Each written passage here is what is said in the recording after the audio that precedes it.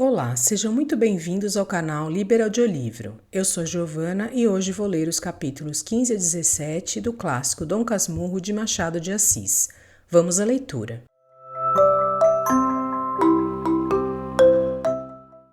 Capítulo 15. Outra voz repentina. Outra voz repentina, mas desta vez uma voz de homem. Vocês estão jogando o siso? Era o pai de Capitu, que estava à porta dos fundos ao pé da mulher.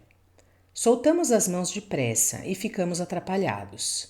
Capitu foi ao muro e com o prego disfarçadamente apagou os nossos nomes escritos. Capitu, papai, não me estragues o reboco do muro. Capitu riscava sobre o riscado para apagar bem o escrito. Pádua saiu ao quintal a ver o que era, mas já a filha tinha começado outra coisa, um perfil que disse ser o retrato dele, e tanto podia ser dele como da mãe. Fê-lo rir era o essencial. De resto, ele chegou sem cólera, todo meigo, apesar do gesto duvidoso, ou menos que duvidoso, em que nos apanhou.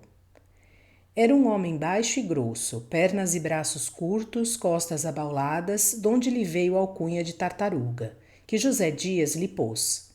Ninguém lhe chamava assim lá em casa, era só o agregado. Vocês estavam jogando o siso? Perguntou. Olhei para um pé de sabugueiro que ficava perto. Capitu respondeu por ambos. Estávamos sim, senhor, mas Bentinho ri logo, não aguenta. Quando eu cheguei à porta, não ria. Já tinha rido das outras vezes, não pôde. Papai, quer ver? E Séria fitou em mim os olhos, convidando-me ao jogo. O susto é naturalmente sério. Eu estava ainda sob a ação do que trouxe a entrada de Pádua, e não fui capaz de rir, por mais que devesse fazê-lo para legitimar a resposta de Capitu. Esta, cansada de esperar, desviou o rosto, dizendo que eu não ria daquela vez por estar ao pé do pai. E nem assim ri. Há coisas que só se aprendem tarde. É mister nascer com elas para fazê-las cedo.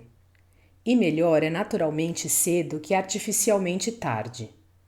Capitu, após 2 voltas, foi ter com a mãe, que continuava à porta da casa, deixando-nos a mim e ao pai encantados dela. O pai, olhando para ela e para mim, dizia-me cheio de ternura. Quem dirá que esta pequena tem 14 anos? Parece 16. Mamãe está boa? Continuou, voltando-se inteiramente para mim. Está. Há muitos dias que não a vejo. Estou com vontade de dar um capote ao doutor, mas não tenho podido. Ando com trabalhos da repartição em casa. Escrevo todas as noites, que é um desespero. Negócio de relatório. Você já viu o meu gaturamo? Está ali no fundo. Ia agora mesmo buscar a gaiola. Ande ver. Que o meu desejo era nenhum, cresce facilmente, sem ser preciso jurar pelo céu nem pela terra. Meu desejo era ir atrás de Capitu e falar-lhe agora do mal que nos esperava. Mas o pai era o pai, e demais amava particularmente os passarinhos. Tinha-os de várias espécie, cor e tamanho. A área que havia no centro da casa era cercada de gaiolas de canários, que faziam cantando um barulho de todos os diabos. Trocava pássaros com outros amadores, comprava-os, apanhava alguns no próprio quintal, armando alçapões. Também se adoeciam, tratava deles como se fossem gente. Capítulo 16. O administrador interino. Pádua era empregado em repartição dependente do Ministério da Guerra. Não ganhava muito, mas a mulher gastava pouco e a vida era barata. Demais, a casa em que morava, assobradada como a nossa, posto que menor, era propriedade dele. Comprou-a com a sorte grande que lhe saiu num bilhete de lotaria, 10 contos de réis. A primeira ideia do Pádua, quando lhe saiu o prêmio, foi comprar um cavalo do cabo, um adereço de brilhantes para a mulher, uma sepultura perpétua de família, mandar vir da Europa alguns pássaros, etc. Mas a mulher, esta dona Fortunata, que ali está à porta dos fundos da casa em pé, falando à filha, alta, forte, cheia como a filha, a mesma cabeça, os mesmos olhos claros, a mulher é que lhe disse que o melhor era comprar a casa e guardar o que sobrasse para acudir às moléstias grandes. Pádua hesitou muito, afinal, teve de ceder aos conselhos de minha mãe, a quem dona Fortunata pediu auxílio. Nem foi só nesta ocasião que minha mãe lhes valeu. Um dia chegou a salvar a vida do Pádua. Escutai, a anedota é curta. O administrador da repartição em que Pádua trabalhava teve de ir ao norte em comissão. Pádua, ou por ordem regulamentar, ou por especial designação, ficou substituindo o administrador com os respectivos honorários. Esta mudança de fortuna trouxe-lhe certa vertigem. Era antes dos 10 contos.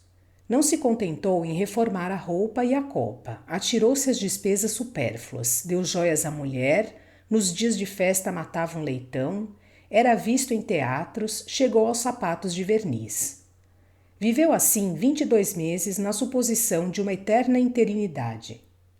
Uma tarde entrou em nossa casa aflito e desvairado. Ia perder o lugar, porque chegara o efetivo naquela manhã.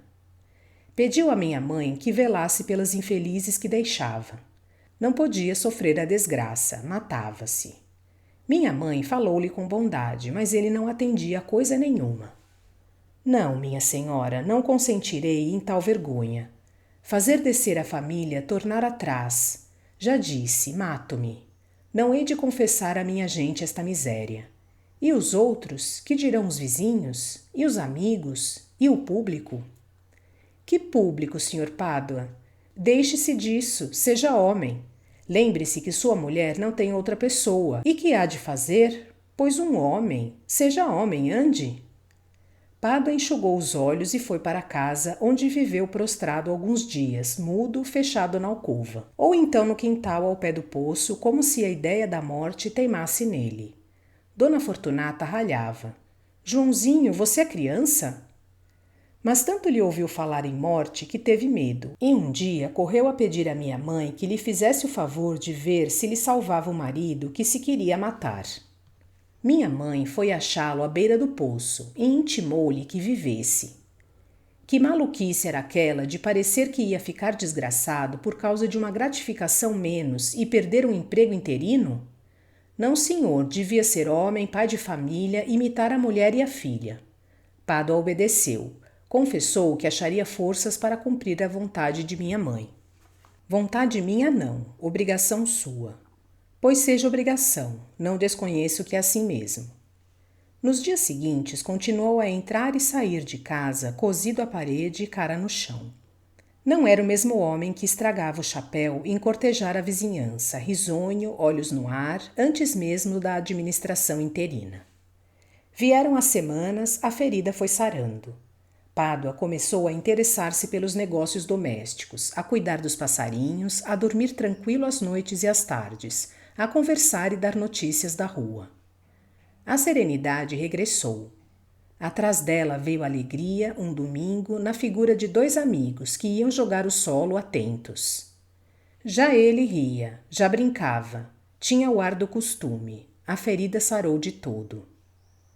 Com o tempo veio um fenômeno interessante. Pádua começou a falar da administração interina, não somente sem as saudades dos honorários, nem o vexame da perda, mas até com desvanecimento e orgulho.